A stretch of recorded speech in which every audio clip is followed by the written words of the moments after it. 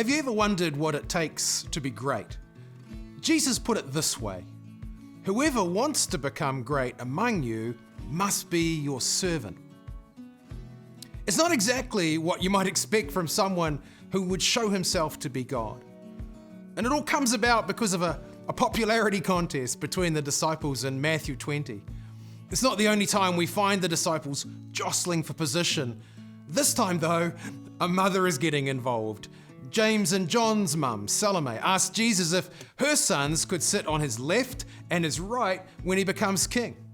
Now, these boys were heirs to a fishing empire, so they'd given up plenty to be with Jesus. And Salome, she'd broken with the expectations of her culture to join them on the journey with Jesus. They'd given up plenty to follow him. Surely a little promotion was not too much to ask for. Well, when the other disciples heard about this, they were pretty upset. Probably because they'd been having the same thoughts. How can we get ahead? How can we be great?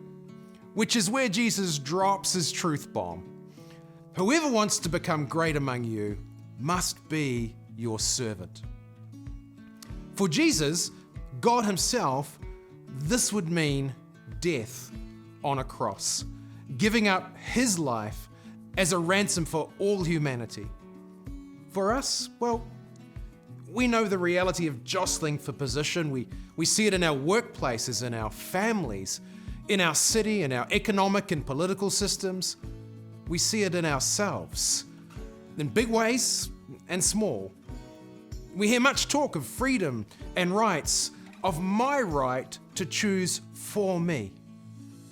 We hear a lot less about serving others, about taking on the posture of a servant. What if you and I became a servant for a day? What if today we took on the role of a servant?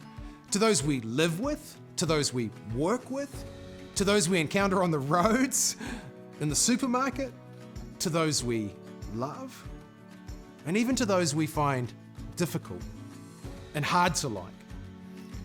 What if today was a day where we served rather than looked to be served? And what if that day stretched into days and weeks, and now that would be great.